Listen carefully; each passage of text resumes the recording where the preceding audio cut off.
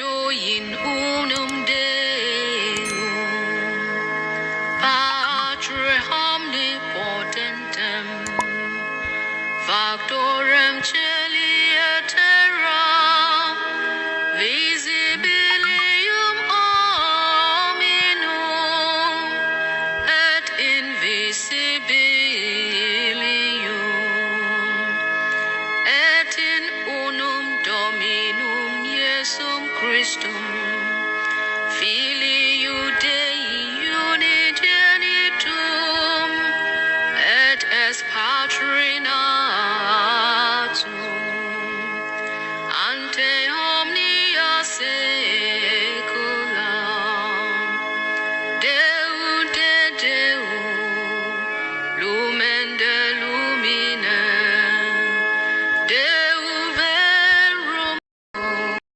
Shalom, bonjour. Merci beaucoup d'avoir cliqué sur ce canal encore. Merci beaucoup pour votre fidélité. Merci beaucoup d'être toujours avec moi dans nos réflexions sur cette relation qui existe entre Dieu le Père et nous, son peuple. Le peuple de Yahvé. Voilà, aujourd'hui nous voulons parler de la mission des 12. Quelle est la mission des 12? Ça veut dire les 12 apôtres. On a les disciples et on a les apôtres. Les disciples sont toute la masse qui suivent Jésus. Tous qui suivent Jésus. C'est ça, les disciples. Pour dire que nous sommes tous les chrétiens sont les disciples du Christ. Nous sommes appelés à faire tout ce qu'ils nous ont enseigné. Il nous laisse tout son héritage à pouvoir continuer avec. Maintenant, les apôtres sont ceux-là qui sont choisis parmi les disciples pour rester avec Jésus, pour aller dans son école, suivre sa pédagogie afin de pouvoir être envoyés pour son service. C'est ça. Donc nous ne pouvons pas parler de ce terme, c'est-à-dire de la mission des 12 apôtres, sans nous référer aux Écritures. Donc nous allons voir Marc chapitre 3, du verset 13 au 19. En ce temps-là, Jésus gravit la montagne, et il appela ceux qu'il voulait. Ils vinrent auprès de lui, et il en institua 12 pour qu'ils soient avec lui, et pour les envoyer proclamer la bonne nouvelle, avec le pouvoir d'expulser les démons. Donc, il établit les 12. Pierre, c'est le nom qu'il donna à Simon, Jacques, fils de Zébédée, et Jean, le frère de Jacques. Il leur donna le nom de Boanerges, c'est-à-dire fils du tonnerre. André, Philippe, Barthélemy, Matthieu, Thomas, Jacques, fils d'Alphée, Thaddée, Simon le Zélote, et Judas Iscariote, celui-là même, qui le livra. Voilà ce que nous voulons lire, ce qui est fondé pour nous parler de la mission des 12, où Jésus a appelé, mais a choisi parmi les disciples 12 pour pouvoir les faire apôtres. Et que j'ai expliqué que les apôtres sont ceux-là qui sont choisis des 12 pour pouvoir les former, d'être avec lui. Jésus est venu pour former un conseil de prédicateurs. Jésus a formé une équipe d'évangélisation. La manière de faire de Jésus est différente. des autres prophètes dans les temps anciens. Chaque prophète est venu seul à seul. Nous avons vu Moïse, nous avons vu Aaron, nous avons vu Josué, nous avons vu Amos, et nous avons vu Élie, nous avons vu Elisha, disons, et Élie, et nous avons vu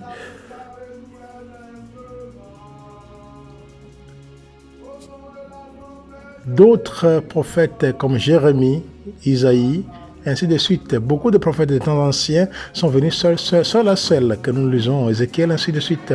Nous avons vu seul à seul. Maintenant, Jésus est venu, oui, mais il a formé une équipe, ce qui est différent de ce qui se passait avant dans le temps. Donc Jésus ne voulait pas que son travail meure, mais qu'il y ait une continuité, même s'il meurt. Donc, si nous regardons bien la lecture que nous venons de voir, que nous venons de lire, oh mon Dieu, d'une part, et nous pouvons juger est bon que Jésus avait été suivi par un certain nombre de disciples, dont il avait appelé plusieurs personnellement, que nous venons de citer le nom. André et les fils de Zébédée, qui sont les premiers, voilà. Et maintenant, il en appelle 12 pour être avec lui. Jésus voulait des compagnons dans son service afin de prêcher, de guérir et de chasser les démons. Donc la prédication à la première place dans l'activité du Seigneur, de tous les dons du commencement, c'est celui qui subsiste aujourd'hui. Parce que Dieu accomplit son œuvre et par la parole seule. Nous avons déjà vu au premier chapitre que le Seigneur seul a autorité pour appeler et douer ceux qu'il veut employer à son service. Comme nous le savons, l'autorité de Jésus-Christ est subdivisée. Vous voyez, c'est pour prêcher la parole de Dieu, c'est pour appeler, c'est pour guérir, c'est pour expulser, c'est pour enseigner. C'est-à-dire que son autorité est subdivisée pour pouvoir faire de plusieurs choses. Donc, lorsque nous parlons d'évangélisation, lorsque nous parlons de la part du travail du Seigneur, la mission du Seigneur, la mission est grande. Il y a plusieurs choses dans cette mission. Mais nous ne disons pas que des missions, mais c'est la mission. Parce que une seule tête, qui est le Christ, c'est lui qui nous a donné et nous a déployé à pouvoir continuer avec ce service. Le verset 13 que nous venons de voir aujourd'hui, il est dit qu'il appela ce qu'il voulait, donc ce que Jésus veut.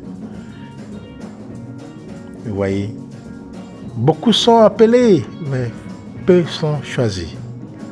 Beaucoup sont appelés, mais peu sont choisis. Ce n'est pas parce que nous sommes tous appelés que nous sommes choisis, non. Nous sommes tous appelés, mais c'est peu qui sont choisis, selon le vouloir du Seigneur, selon sa propre volonté. Ce ne sont pas ceux qui veulent ou ceux qui sont désignés par une autre autorité qui peuvent être consacrés au service du Seigneur. Vous voyez, et arrivé à un moment dans ma vie,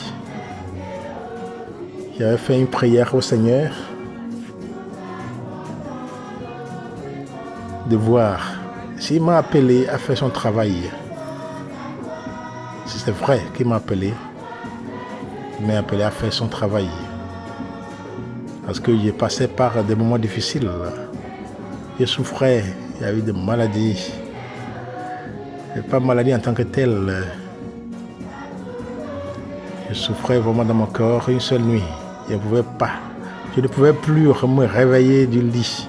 J'ai ouvert les yeux, mais je ne pouvais pas bouger, ni les pieds, ni les bras.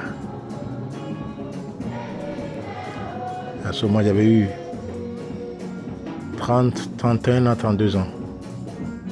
Voilà, ça s'est passé à moi comme ça. J'ai dit au Seigneur, si tu ne m'appelles pas à faire ton travail, dis-le-moi. À aller me chercher à me marier, à avoir mes enfants, à avoir ma famille. Si c'est toi qui m'appelles vraiment, guérisse-moi. Pour que je puisse continuer. Et même si tu ne m'appelles pas à être ton serviteur, toujours guéris-moi. À continuer avec ma vie. Et voilà. À la même heure, le Seigneur m'a guéri. J'avais passé presque 5 heures de prière et méditation, car le Seigneur m'a guéri. Et il m'a dit à la fin que oui, c'est ça. J'ai été appelé, continue avec l'inspiration, avec l'appel qui a été fait comme don, comme cadeau. Voilà. C'est pour dire que le Seigneur, il appelle ce qu'il veut, ce que lui-même veut. Voilà. Beaucoup sont appelés. Il a choisi ceux qui sont nécessaires pour lui, pour son travail. Il m'a appelé, il m'a choisi. Il vous a appelé, il vous a choisi. Nous sommes tous appelés. Nous sommes tous appelés. Si vous êtes chrétien, vous êtes appelé par le Seigneur. Maintenant, il faut voir si vous êtes choisi. C'est un signe que vous allez découvrir vous-même dans vos prières. Lorsque vous priez vous-même, prière personnelle, où vous vous rencontrez avec le Seigneur. Ces prières que moi j'ai définies comme une relation spirituelle, une communion spirituelle, une communication spirituelle, un dialogue spirituel avec le Seigneur. Où nous entrons dans son intimité pour pouvoir le voir, le sentir, où se révèle à nous pour que nous puissions le voir, le toucher. Où il ouvre nos yeux spirituels, nos oreilles spirituelles, nos cœurs spirituels et nos intelligences spirituelles. Pour voir ce qu'il voit, pour voir comme lui, pour écouter comme lui, pour sentir comme lui, pour comprendre comme lui. Voilà. Si vous voulez savoir si vous êtes choisi, c'est ça qu'il faut aller seul à seul avec le Seigneur. Il faut aller seul à lui, se concentrer, choisir un moment propice, prier avec lui, prier avec la parole de Dieu, méditer. Et là, vous allez savoir si le Seigneur vous a choisi ou pas. Vous verrez ça même dans vos rêves. Vous verrez tout dans vos rêves. Et vous aurez des visions. Vous pouvez être des visionnaires, des clairvoyants à travers ces prières-là. Le Seigneur va vous montrer qu'il vous a choisi après l'appel. Donc Jésus manifeste son autorité en changeant le nom de quelques-uns d'entre eux. Simon fut surnommé Pierre et Jean Boanerges.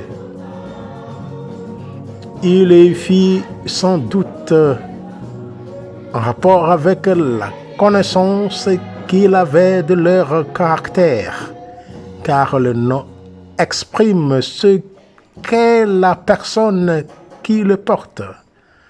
C'est ça. On ne donne pas n'importe quel nom aux gens. Même nos enfants, les enfants que nous avons, nous, comme les parents, nos petits-enfants, c'est nous qui allons donner les noms. Il faut savoir donner le nom aux enfants. Ne pas donner un nom qui va détruire l'enfant. Le nom peut détruire l'enfant. Le nom peut détruire la personne. Il faut savoir donner le nom. Un nom qui porte bonheur, la chance. un nom qui fait grâce. C'est ça qu'il faut donner aux enfants. C'est pour ça même que lorsque les gens veulent se baptiser dans nos églises, dans nos religions, dans nos églises surtout, il faut choisir un nom qui puisse inspirer l'enfant, qui puisse aider l'enfant à bien marcher. Si c'est le nom biblique, voilà. On choisit. Si c'est le nom seulement comme ça, il faut penser à cela pour ne pas faire du mal à l'enfant après. Donc le nom de Pierre est devenu un nom général qui désigne tous les croyants, car chacun d'eux est une pierre de l'édifice fondé sur le roc, qui est Christ lui-même, confessé comme fils du Dieu vivant, ainsi que Jésus le dit à Pierre en Matthieu 16, 18. Et moi, je cite, et moi, je te dis que tu es Pierre ou une pierre, et sur ce roc, je bâtirai mon assemblée. Fin de citation. Voilà, nous avons vu d'une part l'explication de cette mission que les disciples sont appelés à pouvoir répondre. D'autre part, en lisant ce récit de la vocation des 12 apôtres, beaucoup se demandent pourquoi Jésus choisit parmi eux des personnes peu recommandables. Oui, c'est ça. Mon frère et ma soeur, tout le monde ne veut pas être pasteur, tout le monde ne veut pas être prêtre, tout le monde ne veut pas être prophétesse, homme ou femme de Dieu. Tout le monde ne veut pas être. Non. Le Seigneur nous a donné les dons, les talents, chacun de nous avec ce que le Seigneur lui a donné. C'est seulement peu que sont choisis. Nous sommes tous appelés, oui, mais peu que sont choisis. Si nous suivons très bien ce que nous sommes en train de dire, le Seigneur nous a choisis parmi nos frères et sœurs. Donc si vous êtes aussi choisis, il faut remercier le Seigneur. Même si vous n'êtes pas choisis, il faut remercier le Seigneur parce que vous êtes appelés quand même. Nous sommes tous appelés quand même. Vous voyez, donc ceux qui sont capables de réaliser le projet de Dieu, ceux qui sont capables de continuer avec l'héritage que Jésus nous a laissé, c'est ceux-là que le Seigneur a choisi. Il y a un saint qui s'appelle François de Sales. Saint François de Sales. Il nous enseigne que la vie dévote est à la portée de tous les hommes, sans distinction, car tous peuvent se convertir. Voilà. Donc le premier appel est un appel à être avec le Seigneur et à se convertir. Vous voyez? D'abord, le Seigneur nous a appelés, c'est ça le premier appel, où nous sommes tous appelés à être enfants de Dieu, nous sommes tous appelés à être des chrétiens, nous sommes tous appelés à être les enfants adorables, aimés du Seigneur, à nous convertir. Étant avec notre Père, étant avec Jésus, dans son école, il faut que nous nous convertissions. Oui, nous sommes appelés d'abord. Nous sommes appelés d'abord à être avec lui, à nous convertir. Si on est avec le Seigneur, on se convertit. On n'est plus comme avant. Tout ce que nous avons comme coutume, comme culture, comme religion, au milieu de nous, nous qui sommes appelés par le Seigneur, nous devons nous convertir de cela. Parce que des fois, ce sont des cultures terribles. Ce sont des religions terribles. Nous sommes appelés à pouvoir nous convertir. Si nous sommes appelés par le Seigneur, si nous sommes baptisés déjà, nous sommes appelés à pouvoir nous convertir. Parce que nous sommes appelés convertir, avoir le cœur de Dieu, avoir les oreilles de Dieu, avoir les yeux de Dieu, avoir l'intelligence spirituelle, là, pouvoir toujours contempler l'être invisible qui nous donne des inspirations. C'est seulement après cette école que l'appelé est envoyé en mission. Voilà, nous sommes appelés par le Seigneur de rester avec lui, à nous convertir. Et après cela, voilà, nous faisons partie de ceux qui sont choisis. Et de là, nous sommes envoyés en mission parce que nous sommes dans l'école du Seigneur. Et c'est présent, nous sommes dans l'école du Seigneur pour toujours. Si nous sommes choisis, nous restons dans l'école du Seigneur.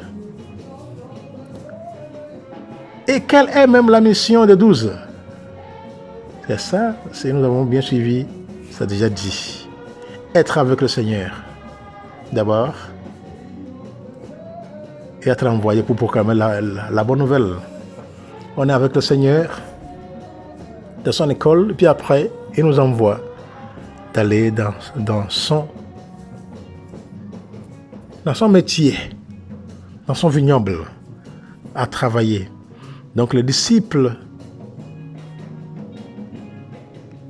parmi lesquels les apôtres sont choisis, sont là pour pouvoir recevoir ce que les apôtres ont reçu du Sauveur, de leur maître. Comme Jésus a bien fait pour pouvoir former son équipe d'évangélisation et une équipe évangélisatrice, afin de pouvoir toucher, entrer dans les cœurs de chaque être humain jusqu'aux confins de la terre. Et nous voyons comment la parole de Dieu se répand.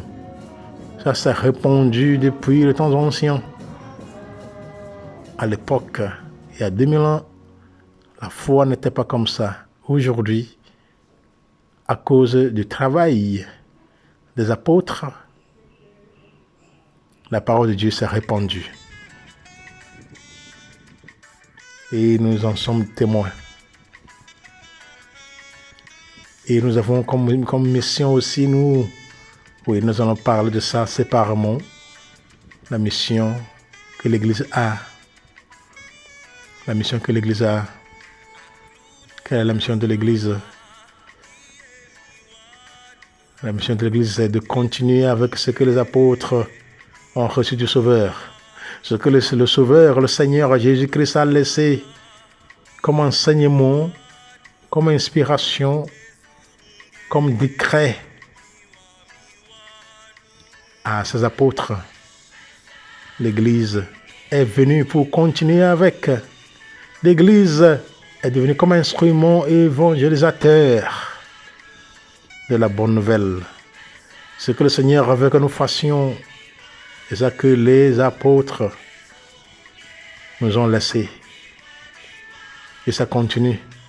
Et voilà, c'est pour cela qu'il y a les Écritures qui sont là, pour pouvoir pontifier, pour pouvoir être élément inspirateur à tous les chrétiens. Premièrement, à tous les apôtres. Et les apôtres dont nous parlons aujourd'hui, ce sont les prêtres, ce sont des missionnaires, ce sont des sœurs, ce sont des frères, ce sont des consacrés, ce sont des hommes et des femmes de Dieu, des autres dénominations. Parce que la parole de Dieu est grande. Le chant du Seigneur est grand. On a des pasteurs, on a des prophètes, tous ceux qui proclament la parole de Dieu, tous ceux qui utilisent la parole de Dieu pour travailler, tous ceux qui prennent au sérieux la parole de Dieu comme leur outil d'évangélisation, pour pouvoir dire au monde, pour pouvoir montrer au monde que voilà, il y a la vie dans cette parole, il y a la vie dans ce que nous sommes en train de faire. Et il continue sans tarder par montrer à tout le monde que voilà, c'est nécessaire que nous soyons les disciples du Christ, que nous soyons les instruments de transformation ecclésiale, sociale pour le royaume de Dieu. Si nous lisons Marc, l'évangile de Marc, chapitre 16, du verset 15 au 18, nous allons découvrir l'Église en mission pour le salut de tous les hommes. Donc la mission de l'Église, c'est pour le salut des hommes. Vous voyez? Et si je lis un peu ici, Marc chapitre 16, verset 15 au 18. En ce temps-là, Jésus ressuscité se manifesta aux 11 apôtres et il leur dit, « Allez dans le monde entier, proclamez l'évangile à toute la création. Celui qui croira et sera baptisé sera sauvé. Celui qui refusera de croire sera condamné. Voici les signes qui accompagneront ceux qui deviendront croyants. En mon nom, ils expulseront les démons. Ils parleront en langue nouvelle. Ils prendront des serpents dans leurs mains. Et s'ils boivent un poison mortel, il ne leur fera pas de mal. Ils imposeront les mains aux malades, et les malades s'en trouveront bien. Voilà, le Seigneur nous a laissé cela.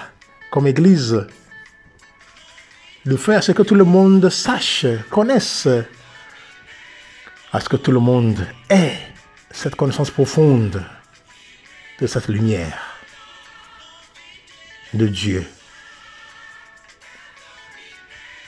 Et comme nous voyons même la vie de Paul, est en quelque sorte un déploiement de la mission apostolique.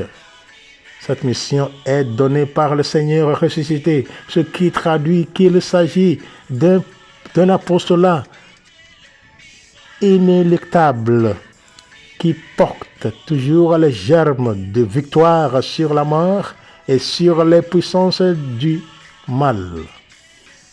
Cette mission, tout en conservant la référence à Israël, transcende les frontières tribales, le symbolisme des 12. Donc le nouvel Israël, l'Église, est envoyée annoncer la bonne nouvelle dans le monde entier et à toute la création. Voilà la mission de l'Église. Les apôtres en ont fait. Nous sommes aujourd'hui de nouveaux apôtres qui sont envoyés, évangélisés. Oui, c'est vrai, nous ne pouvons pas recevoir la parole de Dieu, nous ne pouvons pas recevoir l'enseignement sur la parole de Dieu, avoir l'illumination, avoir la lumière de la foi, rester seul, rester sans bouger. Il faut faire d'efforts pour pouvoir aller à l'encontre de ceux qui sont perdus. C'est pour cela que Jésus même est venu. Il a dit non. Il est venu à cause d'Israël perdu. Les restes d'Israël, ceux qui sont perdus. C'est pour cela qu'il est venu. Il est venu pour que tout le monde ait la vie. Voyez? Il est venu pour que tout le monde ait la vie. On ne peut pas rester sans rien faire, étant chrétien, restant comme ça sans rien faire, ça veut dire que sans évangéliser. C'est notre manière de faire, c'est notre mode de vie. Pour ceux qui évangélisent comme les apôtres, on ne dit pas seulement ça et puis comme ça, c'est pas ça. On annonce la bonne nouvelle aussi avec notre vie. Donc l'homme de Dieu médite toujours la parole de Dieu, l'écoute, il lit la parole de Dieu, l'écoute, il la médite, il la célèbre, il la chante, il la partage. C'est ça qui est nécessaire. On ne reste pas sur place avec la parole de Dieu. Une fois reçu, il faut partager. Une fois reçu, il faut partager. Vous voyez, c'est très nécessaire. On a reçu la parole de Dieu, il faut essayer de la partager pour que tout le monde ait quelque chose. Vous voyez, comme nous dit Jésus, comme nous dit les Écritures, en Isaïe chapitre 61, verset 1 à 3. L'Esprit du Seigneur, Dieu, est sur moi, parce que le Seigneur m'a consacré par l'onction. Il m'a envoyé annoncer la bonne nouvelle aux humbles, guérir ceux qui ont le cœur brisé, proclamer aux captifs leur délivrance, aux prisonniers leur libération. Proclamer une année de bienfaits accordée par le Seigneur et un jour de vengeance pour notre Dieu. Consoler tous ceux qui sont en deuil, dans Sion. Mettre le diadème sur leur tête au lieu de la cendre, l'huile de joie au lieu du deuil, un habit de fête au lieu d'un esprit abattu. Ils seront appelés térébintes de justice. Plantation du Seigneur et qui manifeste sa splendeur. Voilà. Est-ce que nous allons aussi découvrir même chose citée en Nouveau Testament. Quand nous allons au Nouveau Testament, nous allons voir cela en Matthieu 4. Vous voyez, quand nous allons en Matthieu 4, nous allons voir le ministère du Seigneur Jésus. Ce que le Seigneur Jésus a fait.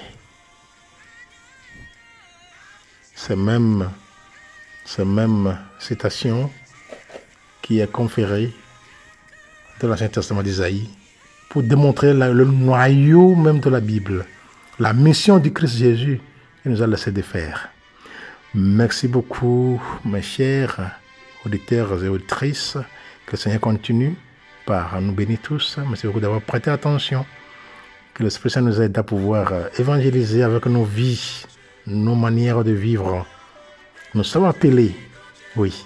C'est à travers la prière que nous allons voir si nous sommes choisis. C'est ça. Que le Seigneur lui-même continue par nous bénir, par nous donner la grâce de toujours rester à ses côtés, main dans la main, à sa présence. Que nous puissions chercher sa présence d'être avec nous, de pouvoir nous nourrir en tout temps, nous inspirer sur quoi faire, sur quoi dire, pas où aller, sur comment parler, sur comment prêcher, sur comment consoler, sur comment faire son travail dans son vignoble. Que la cour céleste intercède pour nous tous, dans le sang précieux de Christ, dans le sang béni de Christ, dans le sang sacré du Christ et dans le sang puissant de notre Seigneur Jésus-Christ. Voilà. Merci beaucoup. Il ne faut pas oublier de liker,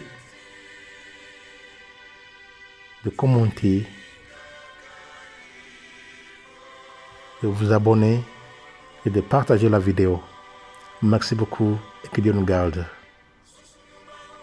Shalom.